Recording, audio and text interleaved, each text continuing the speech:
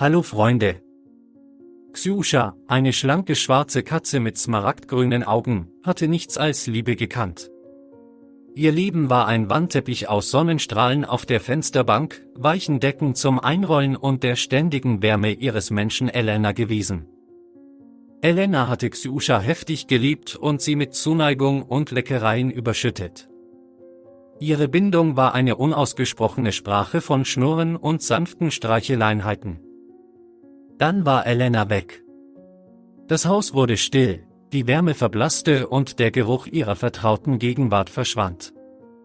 Ksjuscha wanderte ziellos umher, ihr Herz war schwer vor Trauer, die sie nicht artikulieren konnte.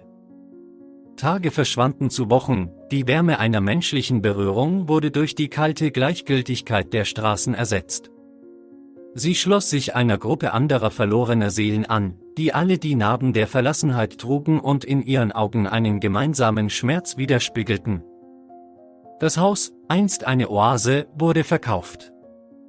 Neue Bewohner zogen ein und brachten ein Rudel ausgelassener Hunde mit, die die Katzen als Eindringlinge betrachteten. Ksjuscha, einst eine verwöhnte Prinzessin, kämpfte jetzt um Fetzen und versteckte sich vor den bedrohlichen Rinden, die durch den einst vertrauten Hof hallten. Eines Tages änderte sich alles. Eine junge Frau, deren Gesicht voller Mitgefühl war, nahm Ksjuscha in ihre Arme und bot einen sicheren Hafen an. Die Frau, Anna, verstand die Sprache des unausgesprochenen Schmerzes. Sie wusste, dass Ksjuschas Herz gebrochen war, ihr Geist erschüttert war. Zuerst gedieh Ksjuscha in der neuen Umgebung. Aber die unsichtbaren Wunden des Verlustes begannen sich zu manifestieren. Die einst temperamentvolle Katze wurde lustlos, ihre spielerische Energie wurde durch eine tiefe Melancholie ersetzt. Sie blieb stehen und zog es vor, in einer Ecke zu liegen, ihren Blick auf einen unbekannten Punkt gerichtet, ihre smaragdgrünen Augen vor Trauer getrübt. Anna, mit gebrochenem Herzen, eilte Ksjuscha zum Tierarzt.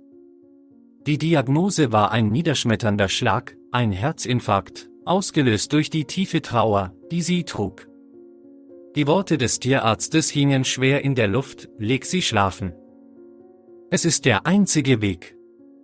Anna weigerte sich jedoch aufzugeben.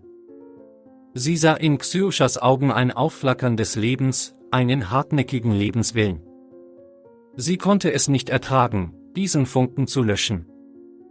Sie nahm Ksjuscha mit nach Hause, entschlossen, für sie zu kämpfen. Aus Tagen wurden Wochen und aus Wochen Monate. Anna, bewaffnet mit Liebe und Geduld, kümmerte sich akribisch um Ksjuscha.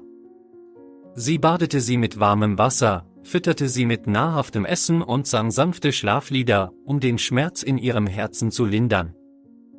Sie wusste, dass sie Elena nicht ersetzen konnte, aber sie konnte Ksjuscha eine Liebe anbieten, die ihr helfen würde zu heilen.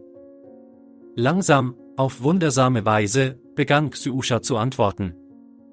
Der Schimmer in ihren smaragdgrünen Augen kehrte zurück, die leiseste Andeutung eines Schnurrens vibrierte aus ihrer Brust.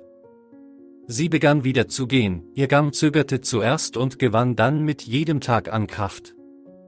Eines Morgens wachte Anna auf und fand Ksjuscha neben sich gekuschelt, ein leises Grollen hallte durch ihre Brust.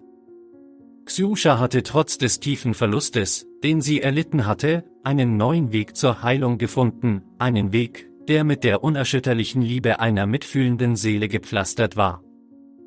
Sie hatte Trost gefunden, nicht darin, Elena zu vergessen, sondern darin, wieder leben zu lernen.